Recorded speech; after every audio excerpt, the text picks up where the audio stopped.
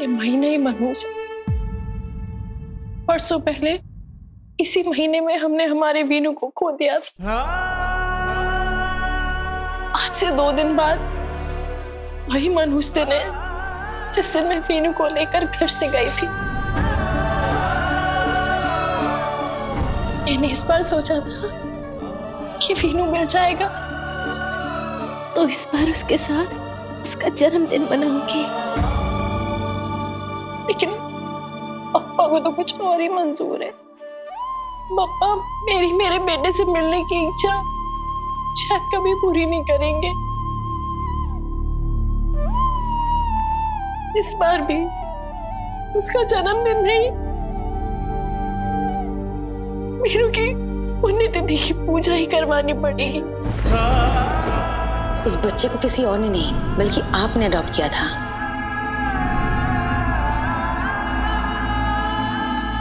विराट, क्या इस बार वीनू की पुण्यतिथि की पूजा में आप मेरे साथ बैठेंगे?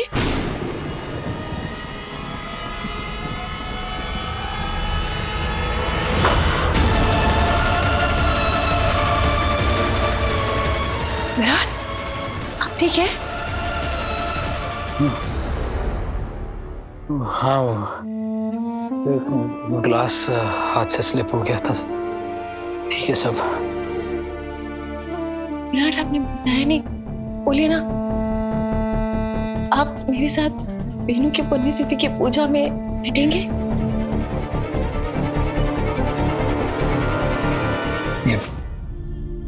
ये पूजा की क्या जरूरत है? क्या जरूरत है मतलब?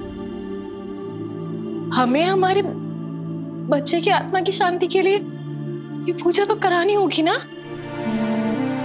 इतने साल के बाद ये पूजा नहीं करेंगे तो नहीं चलेगा। सही? आप क्या कह रहे हैं? देखिए, मैं आपसे इस पूजा में बैठने के लिए सिर्फ इसलिए कह रही हूँ क्योंकि अगर आई बाबा दोनों साथ में बैठते हैं इस पूजा में तो बच्चे की आत्मा को शांति मिलती है। और पिछले इतने दिनों से मैं वीनू को ढूंढने की कोशिश कर रही थी और जब मुझे पता चला कि वो हमें कभी नहीं मिलेगा तो मुझे उतना ही दुख हुआ, उतनी तकलीफ हुई जितनी पहली बार हुई थी। आपकी आई को दुख में पाकर हमारे बेटे की आत्मा, उसको कितनी तकलीफ पहुंची होगी। बस इसीलिए मैं चाहती हूँ कि पूजा हो। बताइए ना, आप हमारे वीनू की पुण्यतिथि की पूजा में मेरा साथ देंगे?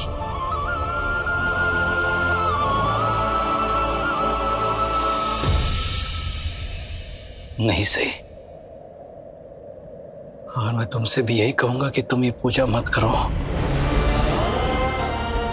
हमने हमारा बेटा खो दिया है। अब इस बात को हम हमेशा हमेशा के लिए भूल जाएं, इसी में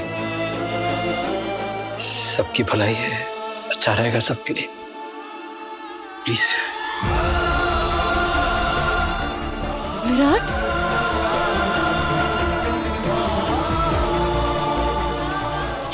इतना अजीब बर्ताव क्यों कर रहे हैं? मैंने हमारे बच्चे की पुण्यतिथि की बात नहीं की थी।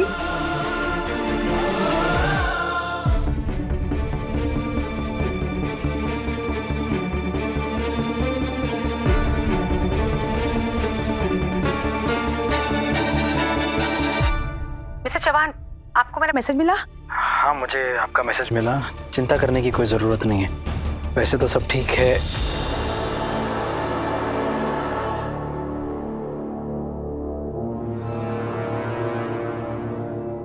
मैं आपसे बाद में बात करता हूँ। जी। कहाँ जा रही हो? मैं बस अपने कपड़े लेने आई थी। ले लिए, तुम फोन पे बात करो। I'm sorry, पाखी।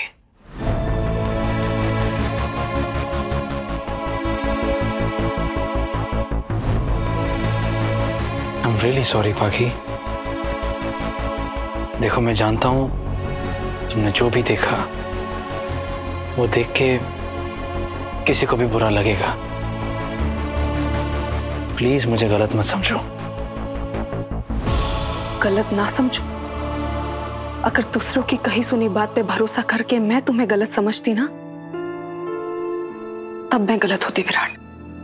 लेकिन खुद की आंखों से देखी हुई चीज पे भरोसा ना करके मैं सही कैसे हो जाऊंगी? जब मैं बस में फंसी हुई थी ना, जब मैं वहां मर रही थी, तब भी तुम सही को सांसें दे रहे थे। और अब जब मुझसे मेरी कोख छीन ली गई है, मुझसे मां बनने का हक छीन लिया गया है, तब भी तुम सही के गले लग रहे हो विराट। उससे लिपट कर रो रहे हो तुम। वैसे तो हमारे बीच नाम के रिश्ते के सिवा और कुछ नहीं था, लेकिन अगर कहीं कुछ रहा भी होगा ना, अब वो भी नहीं रहा। ऐसा तो मत कहो पाखी, प्लीज। मेरे ऐसा ना कहने से सच बदलने तो नहीं वाला ना विराट। कम से कम एक दोस्ती थी हमारे बीच। जब भी तुम्हें कोई तकलीफ होती थी ना, तो सबसे पहले तुम मुझे बताया करते थे। याद है ना? अपना बेस्ट फ्रेंड कहते थे तुम मुझे। बस एक वही रिश्ता था विराट, जिसमें सही का कुछ लेना देना नहीं था, और तुमने वो रिश्ता भी तोड़ दिया। अब तुमने वो हक भी छीन लिया मुझसे। नहीं, अब तुम अपने गम सिर्फ सही के साथ बांटते हो। ऐसा कुछ नहीं है पाखी। बस विराट, प्लीज मुझे और झूठ नहीं सुनना। मैं झूठ नहीं बोल रहा हूं। ओके, ठीक है। तो फिर अगर तुम्हें लग रहा है कि मुझे गलतफहमी हो रही है, तो फिर मेरी एक गलतफहमी दूर कर दो तुम। मुझे वो बात बताओ जिस बात पे तुम दोनों गले लग के रो रहे थे। बताओ। मैं किसी भी हाल में पाखी को वीनू की सच्चाई नहीं बता सकता। नहीं बता सकता। अब तुम अपनी सारी तकलीफें सही के साथ बांटते हो, लेकिन मेरे साथ नहीं। मैं तो तुम्हें बेवफा भी नहीं कह सकती विराट, क्योंकि बेवफाई करने के लिए भी ना वफा करनी पड़ती है, और वफा तो तुमने मुझसे कभी की नहीं थी। हमारे बीच जो रिश्ता था ना, भले ही वो दिखावे का ही सही, आज मैं वो भी खत्म करती हूँ विराट। अब अगर तुम ये दिखावा ना करो ना, तो ही अच्छा रहेगा।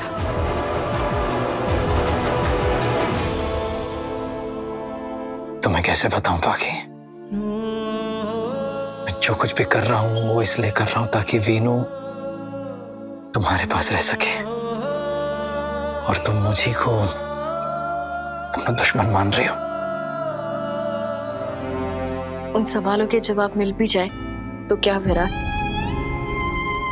अब उन सब बातों के लिए बहुत देर हो गई। कितनी भी देर क्यों ना हो जाए सही, कुछ बातें भुलाई नहीं जा सकती। सही, तुम्हारे सवाल सुनकर मुझे वो सारे मंजर याद आ गए जब तुम घर छोड़कर चली गई थी, और वो भयानक हादसा। मैं समझ सकता हूँ सही तुम पर क्या बीती होगी, खास कर तब जब तुम्हें संभालने वाला कोई नहीं था, तुम्हारा साथ देने वाला कोई नहीं था। आप मेरा दर्द नहीं समझ सकते, कोई भी नहीं समझ सकता। ऐसा क्यों कह रही हो? क्योंकि अगर आप समझ सकते तो मुझे वीनू के नाम की पूजा करने के लिए मना नहीं करते। हमारी बात हो चुकी है ना सही, तो तुम क्यों बार बार इस पूजा का जिक्र कर रही हो? क्यों तुम मेरी जिंदगी का सबसे दर्दनाक लम्हा याद करवाना चाह रही हो? क्यों सही?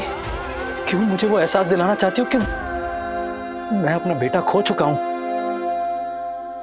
क्यों? क्या मतलब है आपका कि मैं आपको बार बार आपके बेटे की याद दिला रही हूँ? आप अपने बेटे को भूल गए हैं? बोलिए विराट, क्या आप अपने बेटे को, हमारे बेटे को भूल गए हैं? क्या आपके लिए वीनू को भूल जाना इतना आसान है? मैं तो नहीं भूली और ना ही कभी भूलूंगी। हर पल मुझे वीनू की याद आती है, हर पल मुझे ये एहसास होता है कि मेरा बेटा खो गया। मैं अपने बेटे के लिए पूजा करवाऊंगी और आप मुझे ऐसा करने से नहीं रोकेंगे। मैं वीनू के नाम की पूजा करवाऊंगी, फिर आप इसमें मेरा साथ दें या ना दें। एक चीज मांगी थी मैंने तुमसे सही, फिर भी तुम इतनी जिद कर रही हो। जिद? मैं जिद नहीं कर रही हूँ। मेरे बेटे के नाम की पूजा कराने का मुझे पूरा हक है और ये हक मुझसे कोई नहीं छीन सकता, आप भी नहीं।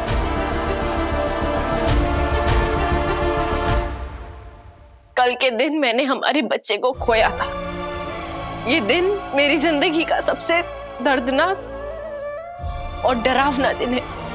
इस दिन मैं अपने बेटे के लिए प्रार्थना करना चाहती हूँ और करूंगी।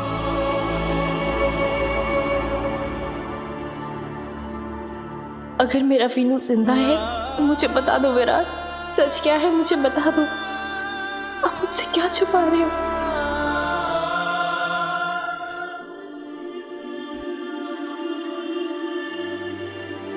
मैं जानता हूं पापा,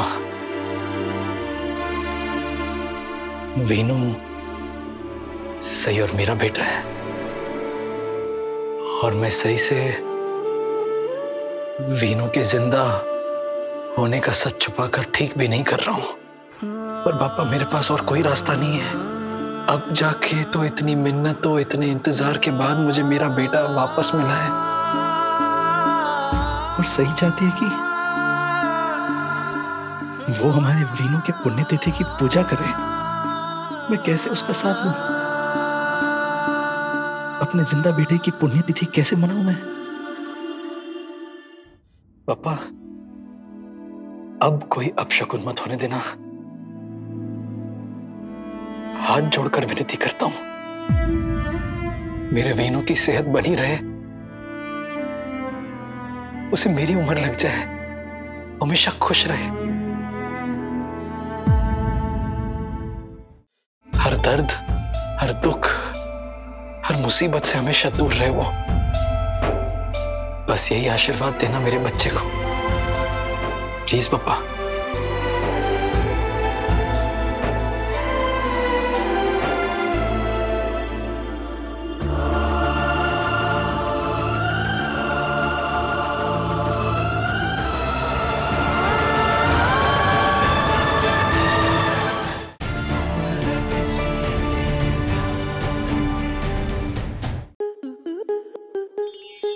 स्टार प्लस के YouTube पेज पर आने के लिए आपका धन्यवाद। अपने फेवरेट शोज देखने के लिए subscribe to Star Plus YouTube page and hit the bell icon.